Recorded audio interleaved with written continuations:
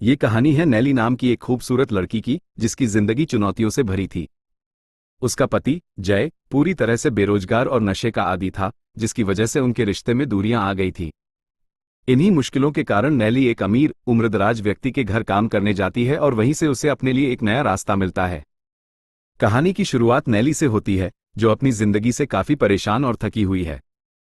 उसका पति जय न तो कोई काम करता था और न ही जिम्मेदारियों को समझता था। जय एक आलसी और नशे का आदी इंसान था। नैली उसे बार बार समझाती है कि वो कोई नौकरी ढूंढे, लेकिन उसकी बातों का जय पर जरा भी असर नहीं होता। रोज की तरह आज भी नैली उसे काम ढूंढने को कहकर खुद नौकरी पर निकल गई। घर का पूरा बोझ उसी के सिर पर था और इसी वजह से वो गुजारा करने के लिए अलग अलग जगहों पर मेहनत से काम करती थी। सुबह 9 बजे से लेकर शाम 5 बजे तक नैली एक पब्लिशिंग कंपनी में काम करती थी और उसके बाद वह एक बेकरी में शिफ्ट पकड़ती थी। आज बेकरी जाने से पहले वह अपनी खास दोस्त मलीना से मिलने पहुंची। नैली का चेहरा मायूसी से भरा हुआ था। जब मलीना ने वजह पूछी तो नैली ने उदास होकर कहा, अब मुझे जय से कोई उम्मीद नहीं बची है। न तो वो घर की जिम्मेदारी उठा पा रहा है और न ही मेरा साथ दे पा रहा है। दोनों आपस में यही सब बातें कर रही थी कि तभी वहां मलीना का दोस्त अभिजीत आता है। अभिजीत एक काफी अमीर इंसान था और उसकी नैली से मुलाकात कई साल पहले हो चुकी थी, लेकिन आज पहली बार दोनों के बीच ढंग से बातचीत हो रही थी। मलीना कुछ देर के लिए वॉशरूम चली जाती है और तभी नैली और अभिजीत आपस में बातें करने लगते हैं। बातों बातों में अभिजीत को अंदाजा हो गया कि नैली को सिर्फ पैसों की ही नहीं बल्कि एक अच्छी नौकरी की भी सख्त जरूरत है। अभिजीत एक किताब लिखना चाहता था और उसने नैली से मदद मांगी। बदले में वो उसे अच्छे पैसे देने का ऑफर देता है। नैली को साफ साफ लग रहा था कि अभिजीत उस पर दया करके यह मौका दे रहा है और यह बाद में उसके हालात का फायदा उठा सकता है। इसी वजह से वह ये काम करने से मना कर देती है। थोड़ी देर बाद मलीना वॉशरूम से लौटती है और फिर दोनों सहेलियां अभिजीत को अलविदा कहकर वहां से निकल जाती हैं। रास्ते में मलीना नैली को बताती है कि कुछ साल पहले अभिजीत उसका प्रेमी था, लेकिन अब उनके बीच सिर्फ दोस्ती का रिश्ता है। मलीना के साथ थोड़ा वक्त बिताने के बाद नैली बेकरी पहुंचती है और रोज की तरह काम में लग जाती है। मगर अगली सुबह जब वह अपनी पब्लिशिंग कंपनी पहुंचती है तो उसे पता चलता है कि उसे नौकरी से निकाल दिया गया है। हालात बिगड़ चुके थे और नैली को काम की सख्त जरूरत थी। मजबूरी में वो दोबारा अभिजीत से मिलने जाती है और इस बार वो उसके लिए काम करने को तैयार हो जाती है। इसके बाद नैली घर लौटती है और जय को अभिजीत के बारे में बताती है। वो कहती है कि आज का खाना भी उसने अभिजीत से मिले एडवांस पैसों से खरीदा है। ये बात जय को अंदर से चुभती है कि भला कोई अजनबी नैली को पैसे क्यों देगा, लेकिन खुद बेरोजगार होने की वजह से वो कुछ बोल भी नहीं पाता। खाना खाते वक्त अचानक नैली कहती है कि वह अब थक चुकी है। सारा खर्चा उठाना, हर जिम्मेदारी निभाना, ये सब अब उससे नहीं हो पा रहा। वो कहती है कि अब इस तरह की जिंदगी वो और नहीं जी सकती, इसलिए वो तलाक लेना चाहती है। जय उसे रोकने की कोशिश करता है, जिससे नैली और भी ज्यादा टूट जाती है। अगले ही दिन नैली जय का घर हमेशा के लिए छोड़ देती है। वो सीधा अपनी सहेली मलीना के घर चली जाती है ताकि कुछ दिन वहीं रह सके। इसके बाद नैली की मुलाकात दोबारा अभिजीत से होती है। दोनों एक कैफे में बैठे हुए थे और काम से जुड़ी बातें कर रहे थे। धीरे धीरे बातचीत के साथ उनके बीच दोस्ती भी बढ़ने लगी। मलीना नैली को बताती है कि अभिजीत अपनी बीवी से अलग हो चुका है और अब वो एक बड़े से घर में बिल्कुल अकेला रहता है। कुछ ही दिनों बाद नैली अभिजीत के घर पहुंच जाती है, जहां उसे उसकी किताब लिखने का काम करना था। नैली की मौजूदगी से अभिजीत बहुत खुश नजर आता है और वो खुद उसके लिए चाय पानी तक का इंतजाम करता है। अभिजीत ने नैली के लिए हर जरूरी चीज का इंतजाम पहले से कर रखा था ताकि उसे काम करने में किसी भी तरह की परेशानी न हो। नैली पूरे मन से अपने काम में लग गई थी। वहीं अभिजीत धीरे धीरे उसकी खूबसूरती में खोता जा रहा था। नैली को देखकर उसके मन में भावनाएं उमड़ने लगी थी और उसके साथ वक्त बिताने पर नैली को भी अभिजीत की जिंदगी के कई पहलुओं के बारे में जानने को मिला। तभी एक दिन अभिजीत को उसकी बीवी लुसियाना का फोन आता है। इस कॉल से उसका मूड कुछ उदास हो जाता है, लेकिन नैली उसकी यह हालत देखकर हंसने लगती है। वक्त के साथ दोनों की दोस्ती और गहरी होती गई और नैली की जिंदगी भी अब पहले से कहीं ज्यादा बेहतर होने लगी थी। मलीना नैली के लिए खुश थी क्योंकि अब उसकी जिंदगी की परेशानियां धीरे धीरे कम हो रही थी। नैली ने खुद के लिए एक छोटा सा घर भी खरीद लिया था, जिसमें वह अकेली रहने लगी थी। अब वो रोज अभिजीत के घर जाकर उसकी किताब लिखने में मदद करती थी। बातचीत के दौरान नैली को पता चला कि अभिजीत कभी इस शहर का एक मशहूर जज हुआ करता था।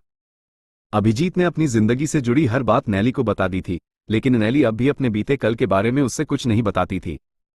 जब अभिजीत की किताब आधी पूरी हो गई तो उसके कहने पर नैली जैद नाम के एक पब्लिशर से मिलने जाती है ताकि वह अभिजीत की किताब को छपवाने की प्रक्रिया शुरू कर सके। जैद नैली से कहता है कि अभिजीत उसके काम से बेहद खुश है और इसी तरह की बातें करते हुए वो नैली से उसका फ़ोन नंबर भी ले लेता है। कुछ दिनों बाद जब नैली रोज़ की तरह काम पर आती है तो अभिजीत उसे अपनी बेटी और दामाद से मिलवाता है।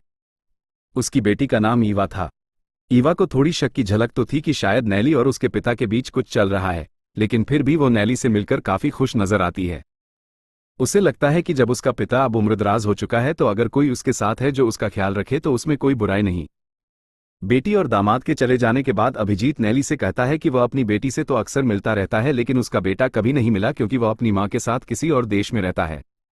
अभी नैली और अभिजीत आपस में बात कर ही रहे थे कि तभी अभिजीत के घर पर जैद का फोन आता है। वो नैली को डिनर पर ले जाना चाहता था। जब नैली ने यह बात अभिजीत को बताई तो वो थोड़ा उदास हो गया क्योंकि अब वो नैली को पसंद करने लगा था, लेकिन अपने जज्बातों को जाहिर नहीं कर पा रहा था। अभिजीत के घर पर नेथन नाम का एक लड़का भी काम करता था जो उसकी किताबों की देखभाल करता था। नैली की खूबसूरती ऐसी थी कि नेथन भी उसकी ओर खींचता चला जा रहा था और यह बात खुद नैली ने भी महसूस कर ली थी।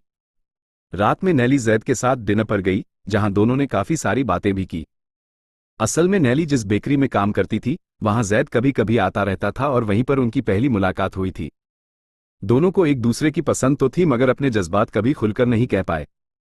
अगली सुबह जब नैली रोज की तरह अभिजीत के घर पहुंची तो उसने उससे पिछली रात के डिनर के बारे में पूछा। नैली ने भी बिना झिझक सब कुछ बता दिया। ये बातें सुनकर अभिजीत के मन में जलन उठने लगी। वो जानता था कि नैली शायद कभी उसकी नहीं हो सकती, फिर भी वो अपने जज्बातों को दबा नहीं पा रहा था। तभी अचानक अभिजीत की पीठ में तेज दर्द शुरू हो गया। ये देखकर नैली तुरंत उसकी मदद करने लगी। उसने जल्दी से एक सोफा साफ किया और अभिजीत को उस पर लेटाया।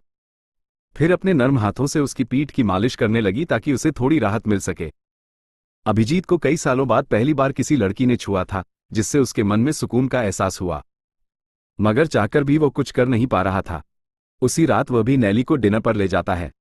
होटल काफी महंगा था और अभिजीत ने जो खाना ऑर्डर किया था वह भी बेहद हाईफाई और महंगा था। ये सब देखकर नैली अंदर से काफी खुश हो गई थी क्योंकि यह पहली बार था जब वह किसी अमीरों वाली जगह पर आई थी, वह भी एक ऐसे इंसान के साथ जिसने उसकी जिंदगी को थोड़ा बेहतर बना दिया था। नैली दिल से अभिजीत का शुक्रिया करती है कि वह उसकी जिंदगी में आया, लेकिन होटल में मौजूद कुछ लोग जब उन्हें इतने करीब बैठे देखते हैं तो सोचने लगते हैं कि शायद नैली सिर्फ पैसों के लालच में किसी अमीर बूढ़े के साथ घूम रही है और उसका फायदा उठा रही है। लेकिन आसपास के लोगों की बातों का नैली और अभिजीत पर कोई असर नहीं पड़ा। डिनर के बाद नैली जैद से मिलने निकल जाती है। रास्ते में बारिश शुरू हो जाती है और वह पूरी तरह भीग जाती है। जब जैद नैली को भीगी हुई देखता है तो उसके मन में भावनाएं उमड़ने लगती हैं। वहीं नैली के दिल में भी हलचल होने लगती है। दोनों एक दूसरे के काफी करीब आ जाते हैं और यहीं से उनके बीच एक नया रिश्ता शुरू हो जाता है। अब नैली अक्सर जैद से मिलने जाने लगी थी और दोनों के बीच धीरे धीरे गहरा प्यार पनपने लगा था। एक दिन नैली को उसकी मां का फोन आता है जो उसे बताती है कि जय ने खुदकुशी करने की कोशिश की है। ये सुनते ही नैली सब कुछ छोड़कर दौड़ती हुई हॉस्पिटल पहुंचती है, लेकिन अस्पताल पहुंचकर नैली को पता चलता है कि जय ने जान देने की कोशिश नहीं बल्कि नशे की हालत में गलती से नींद की गोलियां खा ली थी। इधर अभिजीत की किताब पूरी होने वाली थी मगर वो कहानी की एंडिंग तय नहीं कर पा रहा था, जिससे वो गुस्सा में था। असल में उसकी नाराजगी कहानी की वजह से नहीं बल्कि नैली और जैद के बीच बढ़ते रिश्ते को लेकर थी। जब गुस्से में अभिजीत ने नैली को बुरा भला कहना शुरू किया तो नैली भी खुद को रोक नहीं पाई और उस पर चिल्लाने लगी। उसकी कुछ बातों ने अभिजीत को अंदर से तोड़ दिया। नाराज और दुखी होकर नैली कहती है कि वो कुछ दिनों बाद वापस आएगी और वहां से चली जाती है। नैली के चले जाने के बाद अभिजीत काफी उदास रहने लगा था। उसकी हालत देखकर मलीना समझ गई थी कि वो अब नैली से सच में प्यार करने लगा है। कुछ दिनों बाद नैली फिर से काम पर लौट आती है। अभिजीत ने भी अपनी किताब को पूरा करना शुरू कर दिया था और अब दोनों के बीच बातचीत भी पहले की तरह हो गई थी। अभिजीत की बातों और व्यवहार से नैली को एहसास हो गया था कि वह उसे पसंद करता है, लेकिन नैली अब भी उसकी ओर ज्यादा ध्यान नहीं दे रही थी। एक शाम जब नैली जैद के साथ बाहर गई थी तो जैद ने उसे प्रपोज कर दिया। उसने कहा कि वह उससे शादी करना चाहता है, मगर नैली ने साफ मना कर दिया क्योंकि नैली अभी किसी भी रिश्ते में बंधना नहीं चाहती थी। इसीलिए उसने जैद का प्रपोजल ठुकरा दिया। ये बात जैद को बिल्कुल भी पसंद नहीं आई और उसने नैली से रिश्ता खत्म कर लिया। इस टूटे रिश्ते से नैली अंदर से काफी टूट गई थी और ऐसे हाल में वह अभिजीत से मिलने पहुंचती है। दोनों साथ बैठकर ड्रिंक करते हैं और इसी दौरान पहली बार नैली खुलकर अभिजीत से अपने दिल की बात करती है। वो कहती है कि अब उसे प्यार से डर लगने लगा है, उसे फिर से टूटने का डर सताता है। उस रात नैली अभिजीत के घर रुक जाती है। देर रात अभिजीत चुपचाप उसके कमरे में आता है और उसे सोते हुए देखने लगता है। नैली को सोते हुए देखकर अभिजीत एक पल के लिए खुद पर कंट्रोल नहीं रख पाता और उसे छूने की कोशिश करता है, लेकिन उसी वक्त नैली की आंख खुल जाती है। पर हैरानी की बात यह थी कि नैली गुस्सा नहीं करती बल्कि उसका हाथ पकड़ लेती है। उस रात दोनों एक दूसरे के करीब आते हैं और उनके बीच एक गहरा रिश्ता बन जाता है। अगले दिन अभिजीत की पत्नी लुसियाना उससे मिलने आती है। दोनों बैठकर काफी देर तक बात करते हैं और बातचीत के दौरान उन्हें एहसास होता है कि कहीं न कहीं आज भी उनके दिलों में एक दूसरे के लिए भावनाएं बाकी हैं। कुछ वक्त बाद जब नैली वहां आती है तो उसे पता चलता है कि अभिजीत अपनी पत्नी के साथ अपने बेटे से मिलने जा रहा है। जाने से पहले वह अपनी अधूरी किताब की पब्लिशिंग की जिम्मेदारी नैली को सौंप देता है।